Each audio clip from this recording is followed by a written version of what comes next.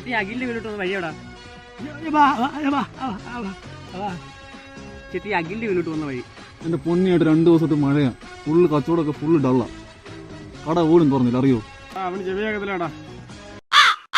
അഖിലിന്റെ വീട്ടിൽ പോകാനുള്ള വഴിയല്ലേ ഞാൻ പറഞ്ഞത്. ഈ കാണുന്ന 5 നില ബിൽഡിംഗ് ഇല്ലേ, ഇതിന്റെ പുറകെ കൂടെ ഒരു വഴിയുണ്ട്. അവിടുന്ന് റൈറ്റ് നേരെ പോയിട്ട് ലെഫ്റ്റ് പോയാൽ മതി. ലെഫ്റ്റിൽ നിന്ന് റൈറ്റ് സൈഡിൽ കാണുന്ന വീട് അവന്റെ. മോനെ ഇങ്ങനെ കയറിയോ, ഞാൻ പറഞ്ഞുതരാം. എന്റെ പൊന്നനിയ എന്റെ 3 അനിയന്മാരാ. ഒത്തിന് ചെവി കേൾക്കത്തില്ല, ഒരുത്തിന് കണ്ണ് കാണത്തില്ല, ഒരുത്തിന് സംസാരിക്കത്തില്ല. അവന്മാരുടെ അടുത്ത് ഈ വഴി ചോദിച്ചു. നിനക്ക് ഏത് അഖിലിന്റെ? മറ്റേ രായപ്പന്റെ മോൻ അഖിലിന്റെ അവന്റെ വീടാണ്. എല്ലാവരും കളിയാക്കൂ. എന്റെ കുടുംബത്തിന്റെ ഒരു ശാപം. എന്റെ 3 അനിയന്മാർക്കും വയ്യ. ഓരോരുത്തർക്കും ഓരോരുത്തരുടെ രീതിയിലുള്ള കുറവാണ്. എല്ലാവർക്കും കളിയാക്കിയാൽ മതിയല്ലോ. പിന്നെ എനിക്ക് അഖിലിന്റെ വീട്ടിൽ ഇപ്പം പാസ്പോർട്ട് ഉണ്ടോ?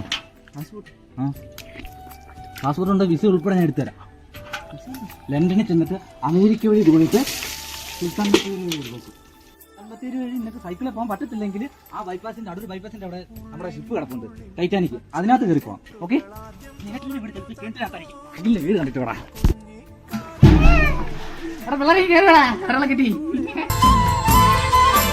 താകൃതാളം നല്ല താകൃതാളം, താകൃതാളം നല്ല താകൃതാളം, താകൃതാളം നല്ല താകൃതാളം വാഴും കൊടുങ്ങല്ലൂരിലമ്മേ ദേവി. താകൃതാളം നല്ല താകൃതാളം.